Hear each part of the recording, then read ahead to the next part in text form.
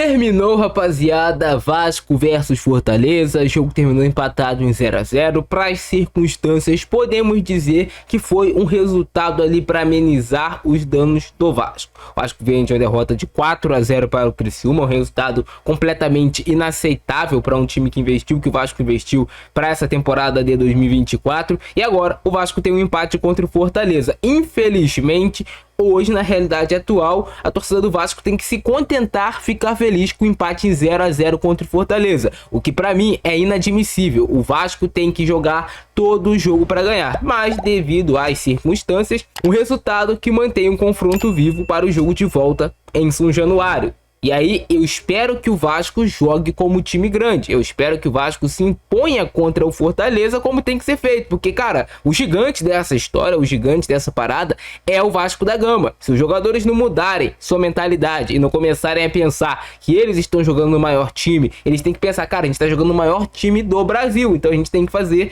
com que realmente o Vasco jogue como um grande clube de futebol brasileiro. Hoje o Vasco termina o jogo sem levar muito perigo à meta do João Ricardo. Ele não teve que fazer nenhuma defesa difícil durante o jogo. O Vasco, eu entendo, o técnico Rafael Paiva escalou a equipe com 3 zagueiros, colocou ali 2 alas, que na verdade eram 2 jogadores que fechavam uma linha ali de praticamente 5 atrás do Vasco, tinha uma linha de 4 no meio de campo, ficava o Verratti isolado na maioria das vezes.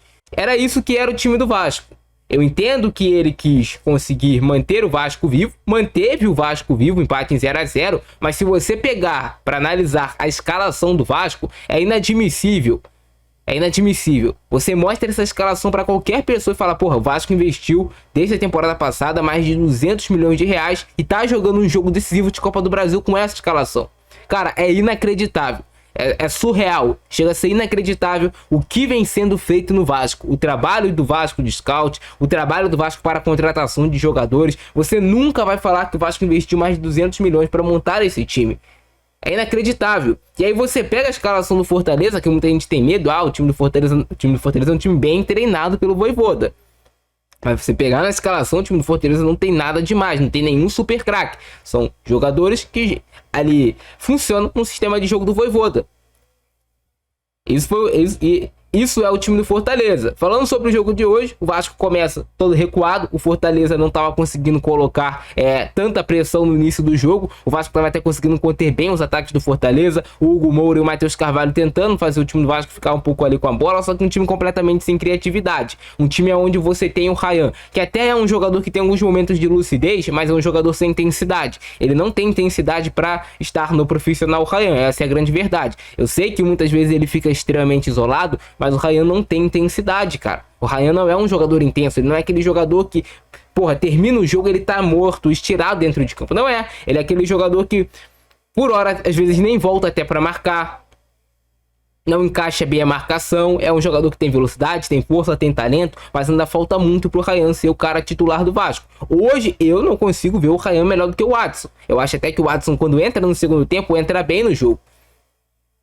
Jogando pelo lado esquerdo, que nem a sua posição preferida, mas recompondo melhor do que o Ryan, atacando melhor do que o Ryan, trazendo mais perigo ao gol do adversário do que o Ryan. Mas beleza. O David pelo lado esquerdo era quem tinha ali a obrigação de fazer a marcação junto com o Lucas Piton e encaixar ali também com o Hugo Moura pelo lado esquerdo e junto com o Léo. Cara, o David é um jogador... Qual é o forte do David? Também é a arrancada em velocidade, é a finalização com as 2 pernas, é conseguir prender a bola um pouco mais no campo de ataque. Mas é difícil, porque o time do Vasco fica todo atrás. Então o jogador, quando ele consegue roubar a bola, quando o Vasco rouba a bola, o jogador tem que percorrer o campo todo, cara. Não é que o Vasco já tá ali na meia pressão, não. Tem que percorrer o campo todo, ele fica indo e voltando. É complicado também de você recompor. Porque aí já é questão realmente ali, porra, o pulmão do jogador não aguenta, o cara não aguenta, muitas das vezes. Eu sei que tem que aguentar, mas muitas vezes não aguenta, porque se cansa muito, tendo que recompor, aí vai pro ataque. Às vezes o time do Vasco tem um problema absurdo de... O time não consegue se agrupar. O time do Vasco fica o David aqui na ponta, o outro fica a 10, 15 metros de distância dele. Vocês estão entendendo o que eu tô falando? O time do Vasco não consegue ficar junto. Ninguém aparece para dar opção de passe pro outro companheiro. Sempre tá cada um no seu canto. Não é um time agrupado, não é um time que joga compacto na fase ofensiva. A fase ofensiva do Vasco fica a linha de defesa lá embaixo, aí fica o meio de campo completamente desconectado do ataque, ficam os jogadores extremamente isolados. E aí o time do Vasco tem que vencer os duelos no 1 contra 1, muitas das vezes 2 contra 1, e não consegue. Não consegue. Essa é a grande verdade.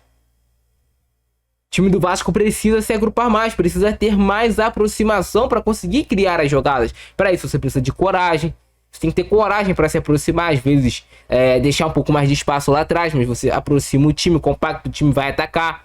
Um time bem compactado, muitas das vezes, é o que faz o time ser ou não bem treinado. Um time bem agrupado, um time onde tem opção de triangulação, um time onde tem opção de tabela, é aí que o time é bem treinado ou não, porque é aí que acontecem as oportunidades de gol. Hoje, sendo bem sincero para vocês, o Vasco jogou por uma bola.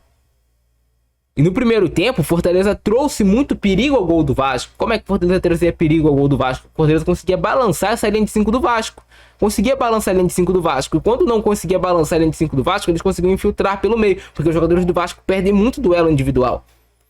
E aí, mais uma vez, o Léo Jardim tem que fazer milagres e salvar o time do Vasco para manter o time vivo. Ali, a partir dos 30, 35 minutos do primeiro tempo, até a reta final do primeiro tempo, o Vasco sofreu muito, não levou o gol, porra, agradeça a Deus, levante as mãos pro céu, porque esse foi o único motivo do Vasco não ter levado o gol. Não é que o Vasco estava fazendo uma marcação braba, não, é que o Vasco, pô, teve bola na trave, teve defesa do Léo Jardim, teve bolas que os jogadores do Fortaleza erraram. E aí você não vê um desnível técnico entre os jogadores de Vasco e Fortaleza, você pega para analisar no papel, mas você vê um desnível muito assim de treinamento, né? O time do Fortaleza é muito mais bem treinado que o time do Vasco. No segundo tempo, o Vasco, como é que o Vasco consegue minimizar e não deixar o Fortaleza chegar tão perto da sua área? Se vocês perceberem, o Galdames estava soltando um pouquinho mais, o Vasco adiantou um pouquinho mais a marcação quando saiu o Gumori entre o Galdames, ele estava saltando a marcação para cima dos volantes do Fortaleza e não deixando eles ter todo o espaço. O Esforça também, quando entra, faz isso bem. Eles conseguem tirar o time do Fortaleza de perto da área do Vasco. Eles fazem a marcação um pouquinho mais em cima. E aí o Fortaleza, se vocês pegarem esse no segundo tempo, teve sim suas oportunidades, porque vai ter, porque é o time da casa, o time tá pressionando, mas não foi aquele amasso como foi no primeiro tempo. O Vasco, inclusive, no segundo tempo, se tem um pouquinho mais de coragem, eu acho que poderia ter saído com um resultado mais positivo. Teve até aquela bola do Watson que passou perto no final do jogo. O Adson entrou bem no jogo, o Esforço entrou bem no jogo, o Matheus Carvalho não fez um jogo ruim na minha opinião, o Gumora não estava fazendo um jogo ruim. Hoje foi uma boa partida do Galdames, não foi tão mal como vinha sendo em outros jogos, conseguiu encaixar uma boa marcação. O único que mais uma vez deixou muito a desejar abaixo foi o Rossi, cara. O Rossi fez um jogo hoje, porra, entrou em campo, parece que o Vasco tá com um a menos. Não consegue ganhar uma jogada, não consegue acertar um passe, não consegue dominar uma bola, não consegue prender uma bola, não consegue ganhar uma jogada na velocidade, não consegue fazer nada em campo. Até o Paulo Henrique, cara, que eu vinha criticando nos últimos jogos, hoje eu gostei do jogo do Paulo Henrique. Se antecipando a marcação, saltando pressão no adversário, marcando firme, forte. Hoje eu gostei do jogo do Paulo Henrique, avançando melhor ao campo de ataque, tendo mais coragem para jogar. Esse é o Paulo Henrique, torcedor do Vasco QB. Gostei até hoje do jogo que fez o Léo, conseguiu impedir boas finalizações do Fortaleza. O Maicon fez um jogo hoje mais seguro. O Rojas fez um jogo muito importante. Vocês percebem, quando o Rojas sai do time do Vasco, o Vasco começa a sofrer muito lá pelo lado direito, cara. Quando entra o Zé Gabriel e sai o Rojas, o Vasco passa a sofrer novamente muito, a marcação desencaixa. Então, claro, não foi um jogo bom do Vasco, mas era o que tinha pra hoje. Esse empate era o que tinha pra hoje. E o Verratti fazendo um jogo brigando muito lá na frente. Mas difícil, né? A bola não chega pro cara. É praticamente impossível. Essa é a grande verdade. Se jogar sozinho. Vamos ver aí, então, como é que foi Vasco versus Fortaleza. Fortaleza versus Vasco. Um bom público lá no Castelão, né, rapaziada? Estádio cheio mais uma vez. E assim, a torcida do Vasco mais uma vez representando, né? Enchendo ali o seu setor visitante.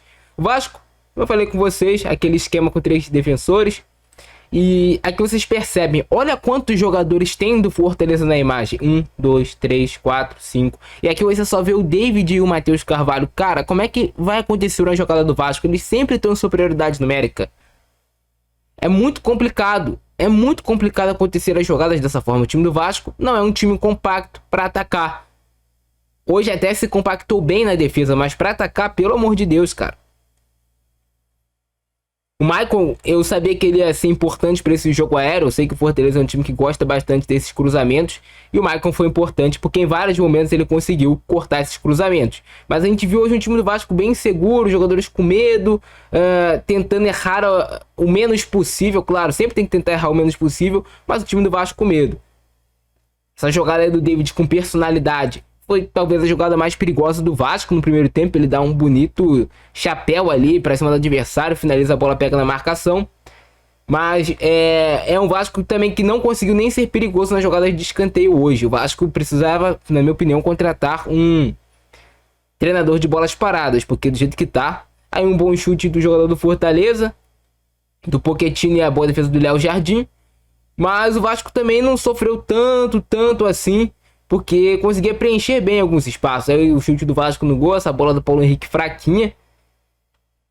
Muitas vezes tem essa finalização, vocês veem aqui todos os jogadores do Vasco, ó, pregados na marcação do Fortaleza, sempre em inferioridade numérica. Vasco sempre muito dependente de jogadas individuais, pouquíssimas triangulações, pouquíssimas jogadas de tabela. Michael mais uma vez cortando no jogo aéreo. E aí quando o Paulo Henrique conseguia saltar a pressão do adversário, tipo nesse lance que ele fez, aí o Vasco conseguia ser um pouco mais perigoso. O Paulo Henrique estava sendo importante nisso. Ele busca o passe no Verratti, mas mais uma vez, né? Era Paulo Henrique e Verratti contra o batalhão todo do Fortaleza lá atrás. Então, assim fica complicado, cara. Assim fica complicado. Mais uma bola pra área ali pro Verratti brigar. O Rayan fica com a sobra e finaliza a bola pra cima. O Vasco, por mais que tivesse uma linha de 5, eu ainda achei dando muito espaço pelas laterais, né, cara? Você bota a linha de 5 pra tentar tirar o espaço nas laterais do campo, você dá muito espaço ainda para cruzamento, sabe? Aí um lance que foi pedido de pênalti, mas não houve nada. E também queria comentar com vocês, cara, que gramado horroroso do Castelão, né, cara? Pô, estádio tão bonito, um estádio deve ser bom de ver jogo, nunca fui lá, mas o gramado péssimo para praticar futebol para os dois lados, né? Um gramado onde a bola não parava viva. E aqui, porra, olha esse pasto aqui que tá, essa área onde o Léo Jardim jogou o primeiro tempo. Uma coisa horrorosa. Essa boa jogada do Rayan, a única boa jogada do Rayan no jogo. Ele até busca um bom cruzamento, mas faltou gente do Vasco na área. O Rayan não é um jogador muito que tem drible, né? Ele tem arrancada, ele tem esse tapa na frente, ele tem um corte pro lado para buscar a finalização, mas ele não é aquele cara de X1, sabe? Para cima do adversário. E todas as jogadas de escanteio do Vasco sempre buscam o Robert Rojas. Ele até consegue ganhar essas bolas, mas nunca na direção do gol. Esse que é o problema. Essa jogada aí que o Pikachu é meio que travado pelo Maicon, o Léo Jardim faz ótimas defesas. E aí o jogo vai para o segundo tempo. Eu achei que o Vasco teve uma pequena melhora na segunda etapa, como eu falei com vocês. O Vasco consegue tirar esse ímpeto do Fortaleza com o Galdames um pouquinho mais à frente pressionando, sendo um jogador mais articulador nesse time do Vasco. O Galdames na segunda etapa até busca essa finalização. De alguns momentos que o Vasco conseguiu ter mais a posse de bola, isso acontece porque ele entra. Essa jogada o Léo vai na lateral, né, busca o cruzamento, mas faltou gente do Vasco mais entrar na área, né? Só tinha o Rayan e o Verratti, faltou ali mais gente pisar na área do Vasco. E o Vasco defendendo muito mal nessas bolas paradas, claro, mérito total pro Fortaleza, mas o Vasco defendendo muito mal. Teve essa bola aí do Tinga, tava impedido realmente o Tinga, esse gol seria anulado, tava bem à frente, mas eu achei o Vasco defendendo mal nesse tipo de bola. Aí mais uma tentativa de finalização, um chute fraquinho, né, rasteiro pra fora. Aí essa boa finalização do Zé Wellison, vocês veem que o Fortaleza começa a tentar finalizar cada vez mais de média a longa distância, porque eles não estavam conseguindo pisar na área do Vasco. Era muitos cruzamentos de intermediária, era muito chute de média a longa distância. Mas a jogada aí do Paulo Henrique, ele tenta a tabela com o Verratti. Mas a gente sabe que o Verratti é um centroavante que briga muito, mas muitas vezes ele é cru nessas jogadas. Aqui uma bola que o Rossi poderia ter feito algo melhor, extremamente afobado. Mano, vocês não sabem como me irritou esse lance do Rossi, eu vendo o jogo. Extremamente afobado, cara, porra. Tenta aqui 1 contra 1, cara, pra cima do Tite. Tenta fazer uma jogada melhor. Sabe? Mais uma jogada aí do Fortaleza. Essa jogada do Léo vai travar muito bem, providencial. Aí é uma bola do Maicon, que ele até cabeceia, mas o jogo tava parado. E foi isso, cara. O Fortaleza até teve depois uma boa oportunidade, mas nada também demais. Eu acho assim que no final das contas, se tivesse que sair um vencedor desse jogo, seria o Fortaleza. Mas o resultado também não foi de todo injusto. O Vasco não fez um jogo também todo horroroso. Teve alguns momentos na partida que soube sobreviver vivo. E é isso, cara. Jogo pro Vasco se manter vivo e tentar a classificação no jogo de volta. Agora tem um jogo dificílimo contra o Atlético Paranaense lá na Arena da Baixada. Temos que sair de lá com a vitória, cara. Só a vitória interessa pro Vasco. Um resultado de empate seria importante em outras circunstâncias, mas eu vejo que o Vasco tem que buscar esses 3 pontos lá contra o Atlético Paranaense, quebrar esse tabu de não vencer lá E é isso. Comentem embaixo a opinião de vocês. Eu ficando nessa, abração do Francesco, nós fui!